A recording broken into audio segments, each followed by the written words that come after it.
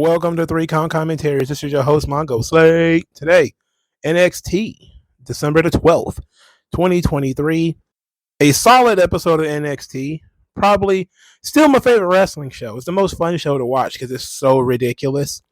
But nothing on this show I think was like really over the top ludicrous. All right, not really. Now, there's no real news and notes to discuss except for CM Punk was backstage apparently.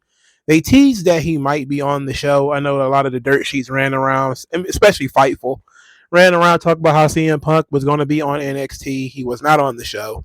He was, however, probably backstage helping with the show, which seems to be a good job for him. I know he did that in OVW as well.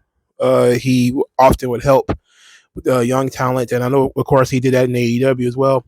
So he has a consistent passion for trying to help younger wrestlers or brainwash them, however you choose to go with that.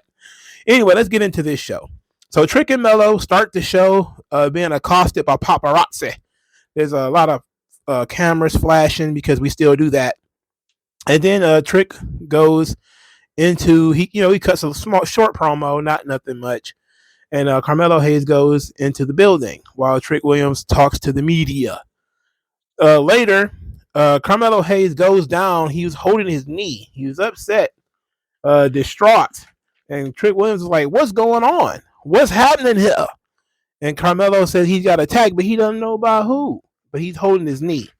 Later on, Trick Williams and Carmelo Hayes are in the trainer's room. Carmelo gets checked out. He's clear to work.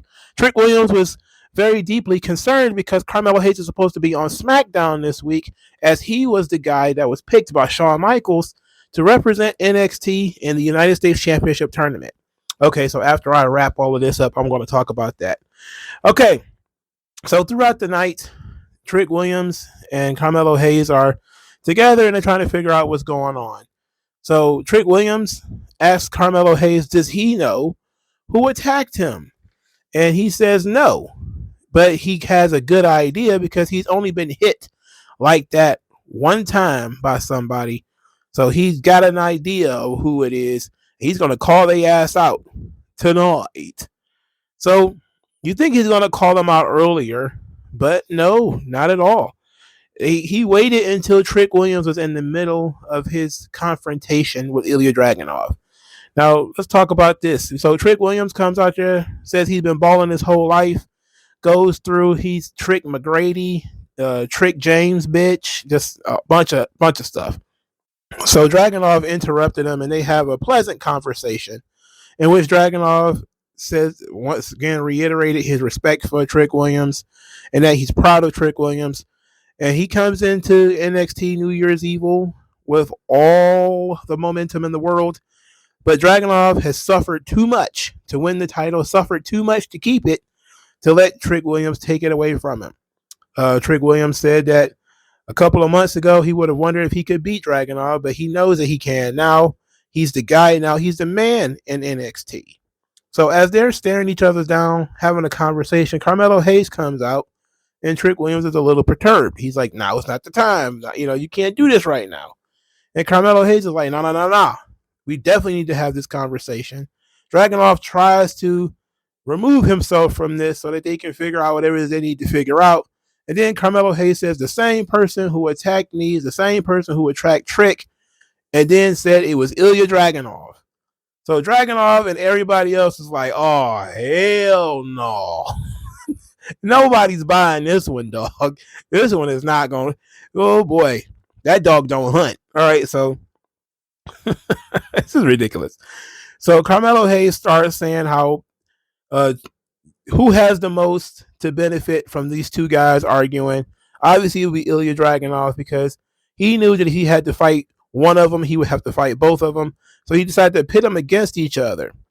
And Ilya Dragunov, of course, denied this.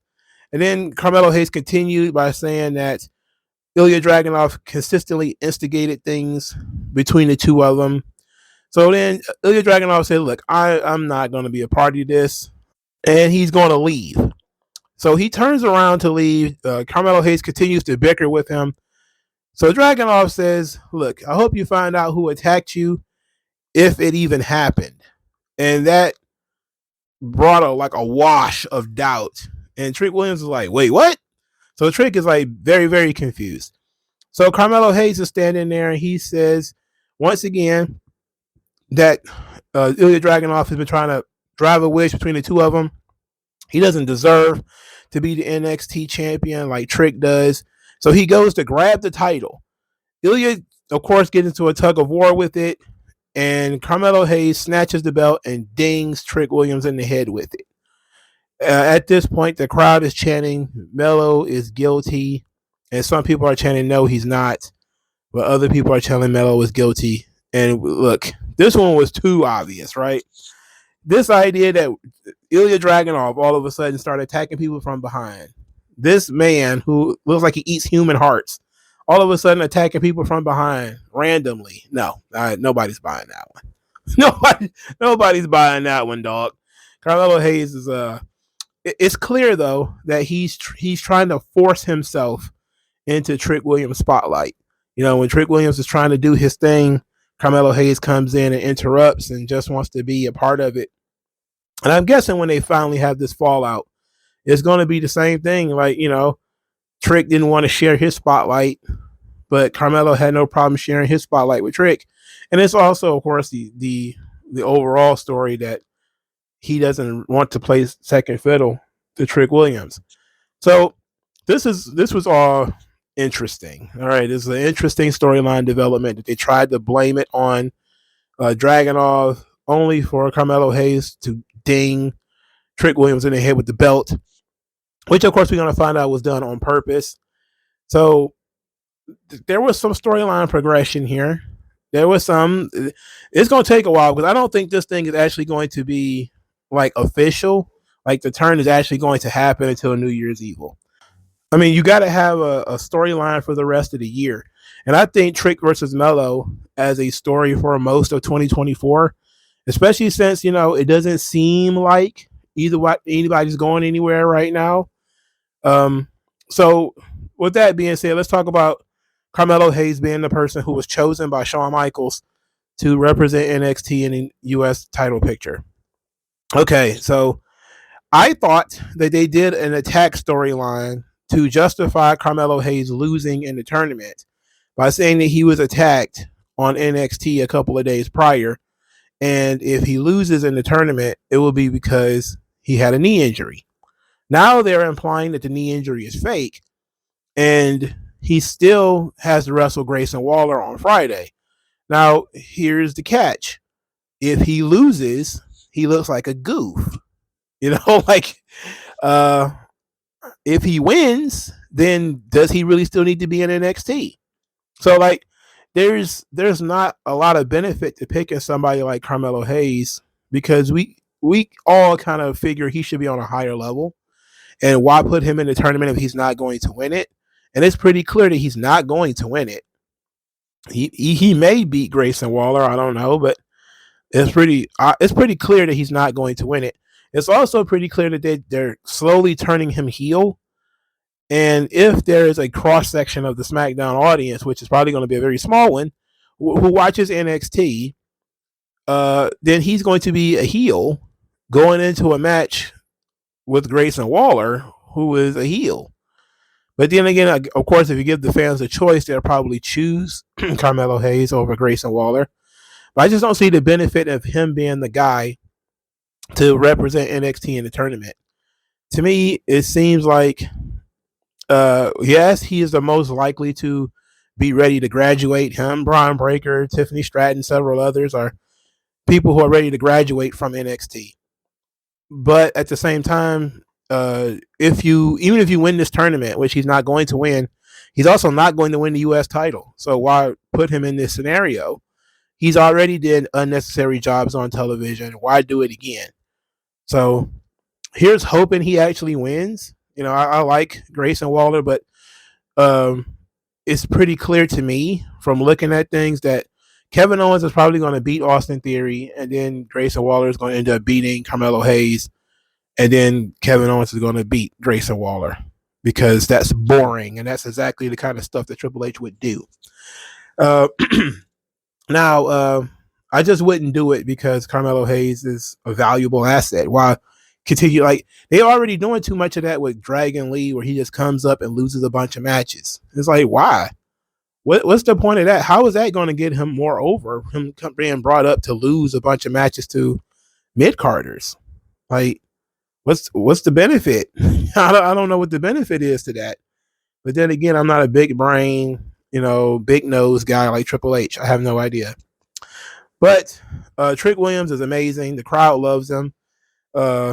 He's starting to adopt elements of his entrance into his promo style by starting it with "whoop that trick," whoop that trick. I like it.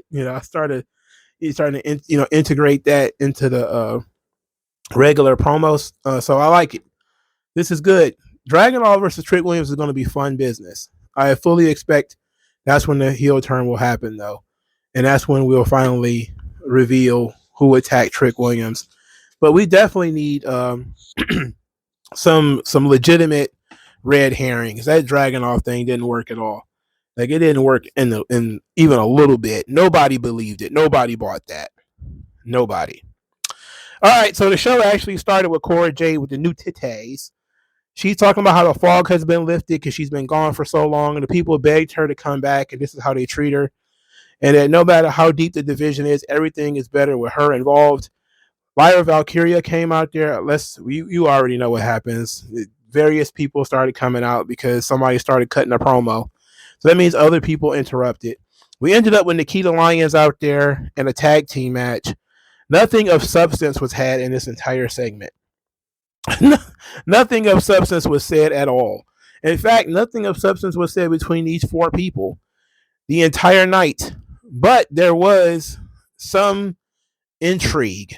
And that intrigue came from the Lyra Valkyria, Nikita Lyons situation when they were backstage. And of course, Nikita Lyons is like, I'll handle Blair Davenport. She put me on the show for a year, yada, yada, yada. And then on the inside of Lyra Valkyria's locker is a picture of her and Tatum Paxley.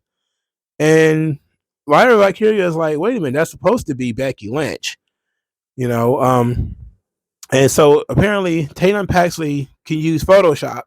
And she photoshopped herself as the best bud of Lyra Valkyria in this picture, that they are holding each other's arms up and celebrating each other. So later on, they have the tag team match, which Blair Davenport hits the Kamigoye on Lyra Valkyria and Cora Jade gets the pin. Again, the Kamigoye looks awful because Blair Davenport is putting literally zero effort into that thing. It literally looks like shit. I wish she would stop doing it if she's not going to put anything on it. For Christ's sake, put a little smoke on that thing, please. Anyway, after the match, Nikita Lyons is thrown outside of the ring by Tatum Paxley, who then starts hugging up on Lyra Valkyria, just kind of cuddling her and, doing what girls do to baby dolls, like to her hair, like moving her hair around and everything. It was very weird. Also, Tatum Paxley has shown up earlier in the match to distract Lyra Valkyria. I don't know what they're doing with her. It seems like she's going to be a stalker, which is fine. Tatum Paxley is underutilized, so anything that gets her on TV works for me. But yeah, just being like a random stalker, don't know if that's good, but it is what it is, I guess. Nikita Lyons, oh boy, she came back and she once again split the fan base. There are certain people calling her Yam Yam Bigelow, Thick Flair, Maga the Stallion. There's other people talking about how she's horrendously mid and she's terrible and she sucks, yada, yada, yada. Man, I can tell you this, though. That girl stacked. That girl stacked like Michael Jackson vocals. Boy, she built like a bookshelf. Let me tell you. That girl. You can't beat it. You can hate it all you want. You can't beat it, though. Look, as a wrestler, she's not that great. She's okay. They really have only decided that the only thing she could do is throw kicks. And that's it. She hasn't really tried to do much else. I guess as long as she doesn't, put them MCLs, some ACLs to too much pressure with all that weight she walking around with. She ought to be all right and not break down anytime soon again. But my goodness, the amount of hatred that she gets is hilarious. Um, it's pretty hilarious. I just wanted to not hurt herself again. You know, I mean, she might be in Gigi Dolan territory where she looks great. She's got charisma. She's got a great body, but as a wrestler, she's just going to be somewhere between average and okay. And you know what? That's all right too, because if you're pretty and you're thick and people want to be around you and want to see you, they'll overlook the wrestling stuff. And as we learned from like Dominic Mysterio and The Miz, that if you give people enough time, they'll get over on their own. You know, even without the ability to have 5-star matches, which is not relevant anyway. If people want to see you, then you win. So the tag team match in itself was fine. The first thing Lara Valkyria did was forearm shiver Cora Jade to her new titties, which I'm pretty sure she was like, I just bought these. What are you doing? Don't break them already. Sheesh. Braun Breaker back there, cringing like, no, don't. I'm still breaking those in. It still got the new car smell. The first match on the show was the Metaphor versus Briggs, Jensen, and Henley in a 6-person tag match in which Josh Briggs pinned Noam Dar. Tiffany Stratton had come out there and distracted Fallon Henley. Of course, it didn't mean anything because they still won. They still won even without Fallon Henley. She served no purpose in this match, I guess. Anyway, backstage, Briggs wants to fight for the Heritage Cup. Jensen says, you know what, bud? I like you. You're my best good friend. We've been friends for 2 years since the NXT 2.0 days. This is not your style. The Heritage Cup is a different style, it's a different system, different rules. You're not really accustomed to that. That's not really your thing. So Briggs is justifiably offended, even though it's solid advice, that Jensen doesn't believe that he can do this. He's like, look, it's time to shake things up. It's time to do things that are a little bit different. So he said, people thought that Iron Survivor wasn't my style. Look, I did it. He didn't win it, but he did do it. That's absolutely true. So Jensen, who feels bad that he had doubted Briggs, said, you know what, man? I support you. Let's do it. So he's going to support this Josh Briggs wanting to wrestle for the Heritage Cup. Oh, brother. The worst thing about the Metaphor is the Heritage Cup. I can tell you that much. Dragon Lee, he's the new North American champion. He's backstage, says that Saturday was a dream come true. He respects Wesley because Wesley had to lose his opportunity in order for Dragon Lee to get his. It says in honor of Wesley, he's going to do an open challenge. And he goes to the ring, and we wait to see who his opponent is going to be. And we find out his opponent is going to be Tyler Bate. So Tyler Bate, Dragon Lee, they have a really good match. And Dragon Lee just wins the match clean. Done and done. All right, there's nothing much to discuss after that. So as Dragon Lee is leaving the arena, he's accosted by Drew Gulak, who I forgot still exists in this company. And he challenged for the championship next week, even though they did some back and forth about whether this was going to be a weekly thing or not. Now, because they, being Gulak and his squad, which includes Charlie Dempsey, Miles Bourne, and I just remember his initials as DK. What's his name? I don't know. But that guy. They're going to keep a secret of who his opponent is going to be. So it's going to be one of those 4 guys next week. If I had to bet any money, it would probably be Gulak or Dempsey. But it's not going to make much of a difference because he's just about to start running through the lower mid card in NXT, which is fine. But that just tells you he probably won't be champion very long. All right, so they started the Breakout tournament. There's a lot of guys in this tournament. There's a lot of tournaments in NXT. There's a lot. There's a lot when it comes to these tournaments. The tournament being used as a crutch for television. Look, I know NXT has set the standard in terms of they do breakout tournaments for both men and women. They do the Dusty Classic for both men and women. Then they did the Heritage Cup thing. I'm just saying, like, man, tournaments aplenty. Maybe not. It's just a way of filling time. NXT's tournaments do have a purpose, but I mean, this is like the 9th tournament this year. Like, come on, bro, cut us some slack. Anyway, they introduced everybody, and then Lexis King attacks Trey Bearhill with a steel chair and just hit him in the back. Everybody else is yelling at Lexis King, and he's threatening to hit other people with chairs, but he doesn't. Officials, referees, etc., come out there and separate them. Later, we get Lexis King laughing about what he did to Trey Bearhill. And then Ava Rain says that Lexis King is going to replace Trey Bearhill because all the other competitors in the tournament want Lexis King in it so that he can kick his ass. So he has wormed his way into the Breakout tournament where he was not originally going to be. And he found his way in the tournament. So he's definitely going to win it, right? He's definitely going to be the guy that wins the tournament now, correct? Anyway, poor Trey Bearhill. He was an interesting looking guy, and he got taken out. Of all the guys for you to take out of this tournament, you took out the guy who looks somewhat interesting. Why you couldn't take out some of these bland dudes? Anyway, I like that Lexis King got himself into the tournament this way. This rules. This is good booking. He probably should have been in the tournament in the first place because he hasn't been around that long. But backdooring his way into the tournament is a guaranteed way to get him some heat. He also can work with people that he can beat.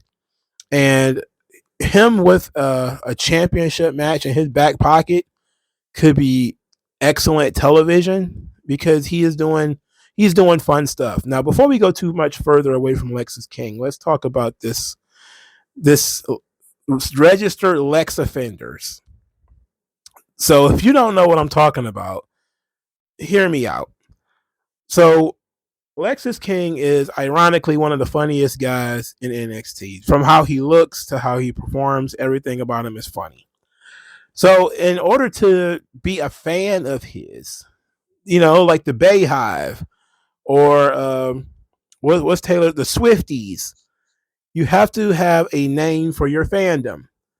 And they have named themselves registered Lex offenders.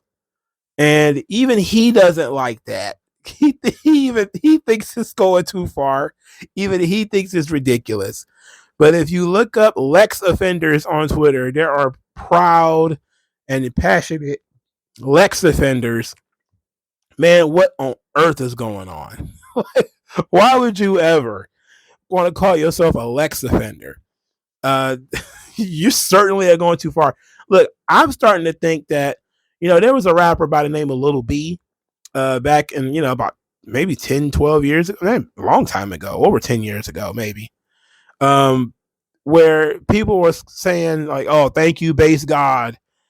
And I looked at it and was like, this guy's one of the worst rappers of all time. Why do everybody like him? And then I realized that people really didn't like him. It was all irony. They were just kind of trolling by putting him over and talking about how great he was because it aggravated certain people that he had fans. And they found that it's a good way to troll. So they would, download his mixtape 100 million times or whatever, but nobody could ever really quote lyrics or songs or anything like that he had done that they liked. But they will always say, thank you, base God, and really put over how much they love Little B. Of course, if you don't know who I'm talking about, it's because it was trolling. And this is clearly the same thing, where the registered Lex offenders aren't really fans of Lexis King. They are trolls who are agitating, particularly the AEW fans, who think that nobody could possibly be a fan of Lexis King. And so they're going to decide they're going to keep his name running by doing this.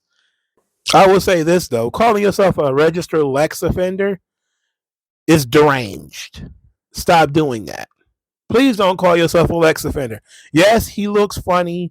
Yes, he is funny. And I found some ways that he's actually entertaining. But there is no way you're going to catch me dead or alive or somewhere in between, referring to myself as a registered Lex offender. They can't make that. They can't put that on T-shirts. You can't market that. You can't put it on a goddamn sign. There's nothing you can do with a registered Lex offender except cringe and laugh at it on the Twitter machine. There's nothing else you could do with it. Clearly, they're trolling. All right. But it can't go without being mentioned that people are calling themselves registered Lex offenders. And the internet just has no boundaries, just none. You can do whatever you want on this internet. Okay. So let's get back into the tournament. So Obafemi defeated Miles Bourne. Miles Bourne, the deaf wrestler, like literally deaf, like he can't hear. So I don't understand, like, how do he call spots? Like, do he do it through tap? I don't know. Obafemi just giving me Monty Brown vibes, and he basically just destroyed Miles Bourne. It was not bad. It was not bad at all. Pop-up powerbomb finish.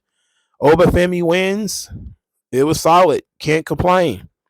Next tournament match was Keanu Carver versus Riley Osborne.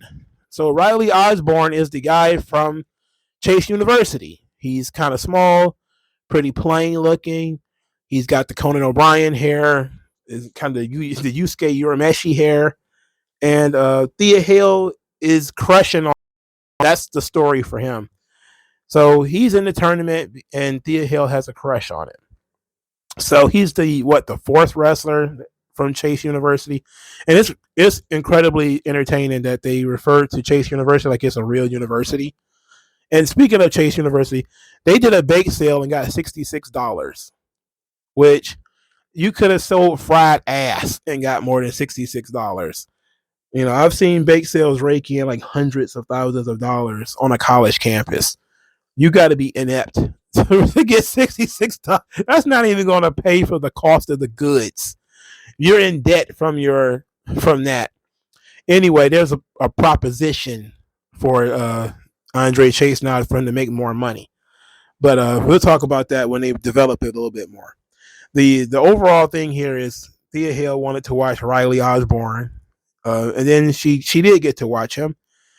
He worked against Keanu Carver, and Keanu Carver and Obafemi probably would work great as a tag team. They have a very similar look, you know, being huge, jacked black dudes with dreadlocks. But I think Obafemi looked a little bit more prepared, a little bit more ready. Keanu Carver actually lost to this Riley Osborne guy, and he lost to him to a shooting star press, which come on. It's hard to buy into when you do stuff like that. But in any event, Keanu Carver, you don't need to have Keanu Carver and Obafemi in the tournament at the same time. So they had one big black dude win, the other big black dude lost. I mean, it is what it is. I think they would be a great tag team. But that Keanu Carver, he's still green. They say he's only been in the company 10 months. Obafemi, again, he gives me Mighty Brown vibes, even though Keanu Carver is the one who did the pounce. Okay, so after the match, Riley Osborne is talking to Thea Hale. This is where we unravel his character a little bit, where Thea Hale is all nervous around boys, and JC Jane is watching from a distance, you know. And we find out that Riley Osborne is from the UK because he's got a funky little accent. And then Kiana James shows up, says that, you know, her little boyfriend is cute. Thea Hale is frustrated by this because she's like, no, and you get out of here. And Izzy Dame says that that's a grown man and you're a child. So now they're going to fight next week because, it's going to be a tag team match next week because they don't think that Thea Hale can handle having a crush on a guy. Like, come on.